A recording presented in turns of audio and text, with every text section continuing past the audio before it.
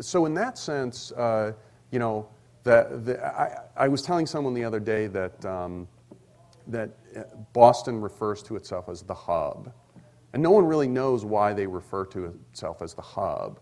Well, the reason why they do is Longfellow or someone wrote that Boston was the hub of the universe.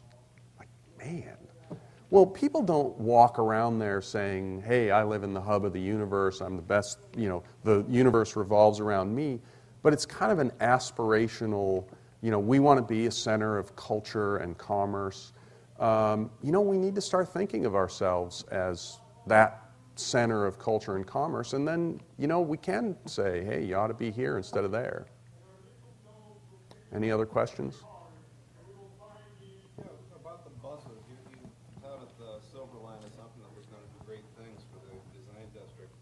I think we ought to ponder, and I don't think people have thought about the bus lines very much, and the Silver Line is not a panacea. Lord knows all you have to do is run a bus frequently and you have access. Yeah. And the one thing we found going around Cleveland is that they don't run buses at the off hours, where you could hope to have a nightlife, and they certainly don't run them frequently enough in the on hours or the off hours. And I hope we address that, not only the Silver Line, but also any other line that could bring you to the design district.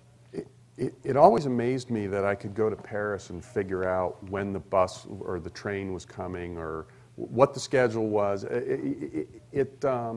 In just about any other major city, it's really easy to know. If I wait here for 10 or 15 minutes, a vehicle is going to show up that's going to take me here. Exactly. It's a problem. And I think the RTA right now is struggling with ridership, and part of it is, I guess, bad signage, not frequent enough. But We try to buy weekly and monthly tickets, but it's a false economy if, in fact, you can't use them often enough. And also, if you're downtown off hours, you're not only wasting time, you're putting yourself at risk. right. You're on public square, you wait for 2 hours, and even the cops aren't there, and you start talking crazy like the homeless. Until we have a large population living downtown and through this area, the public transportation is going to be it's going to be one of those things they can write in the travel guide. Has public transportation. So transportation actually has come first before you get residency or shoppers. The transportation must come before the resurgence in the population or well, there is resurgence in retail. transportation now. You can drive and park anywhere. Exactly, and we'll tear down a building if you're dissatisfied. Right. These things do go hand in hand. It's not going to run round the clock until there's someone there to use it round the clock. And you know, if you watch the line that runs to the lakefront, boy, every time I drive past that train, it's empty. Isn't that awful? It is awful. But I'll tell you what, I don't know how many times I've heard family and friends say, it's really great, it's free one way and you pay to come back, so I walked back. Boy, you showed them. Any other questions? Go ahead. Will you come back next year and update us on the progress? Sure.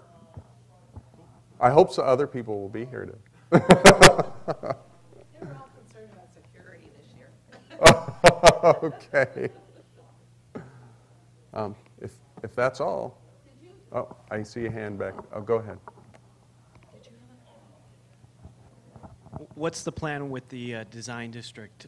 Is it strictly just building buildings? Or No, actually, repopulating what we have? Ultimately, it's about thought leadership and design. It's the newest ideas come from here.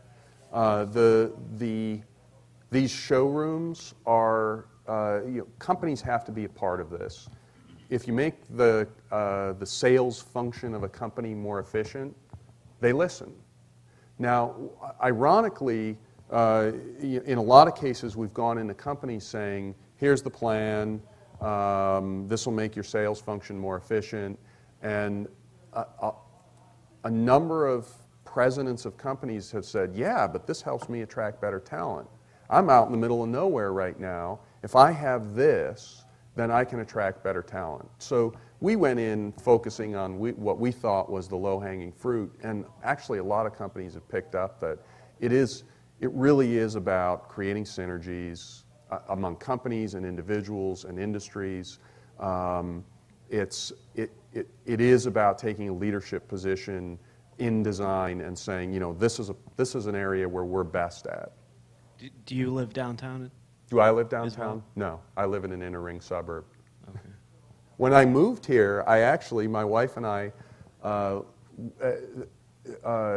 we looked downtown at a lot of places, and we're surprised that we have 2 kids, and you know, trying to find a place that was big enough and had the amenities that we wanted, it cost as much as it did in Boston. What were the amenities that you wanted?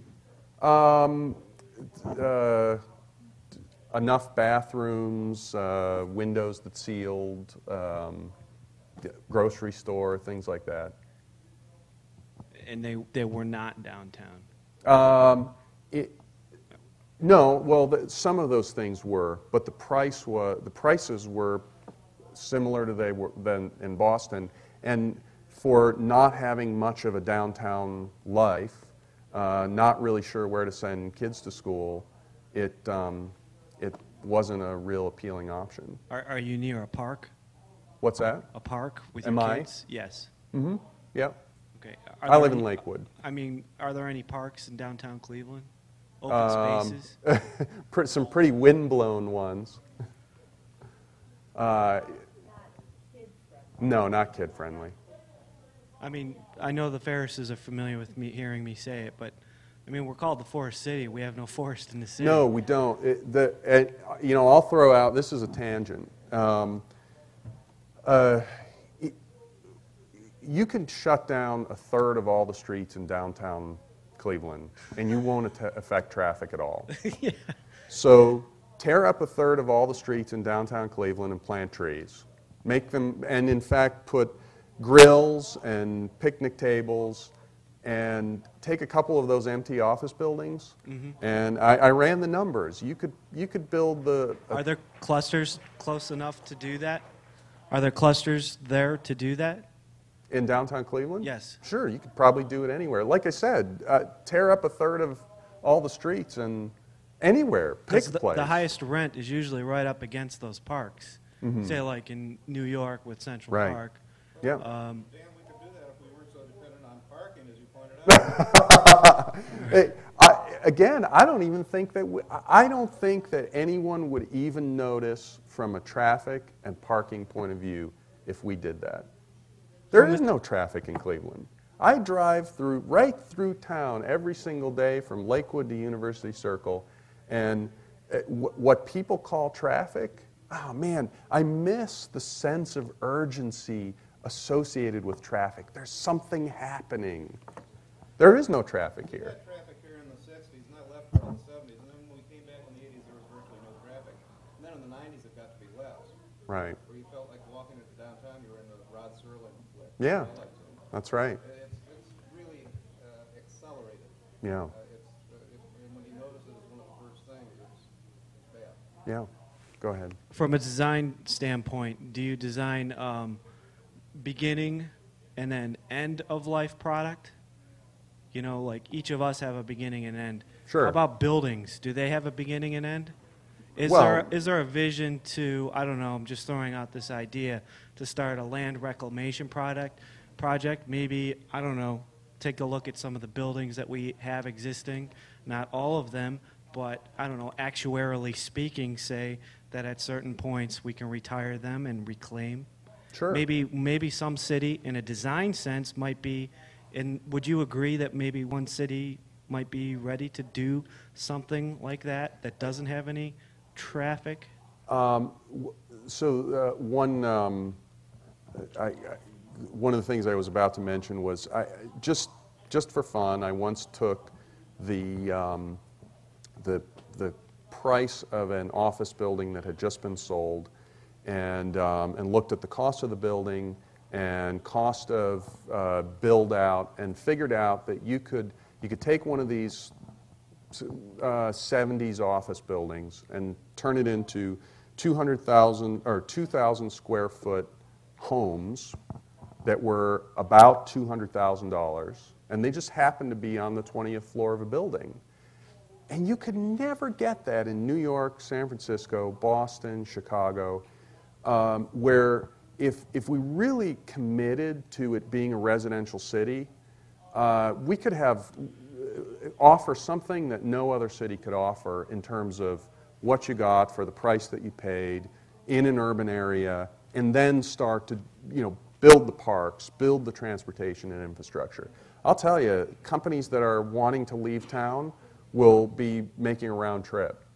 Has somebody done a BTU study on what a tree's potential energy source would be if it was converted to wood, and then take that nut on that value of that tree and flip it as an incentive toward, I don't know, say a vacant slumlord? Yeah.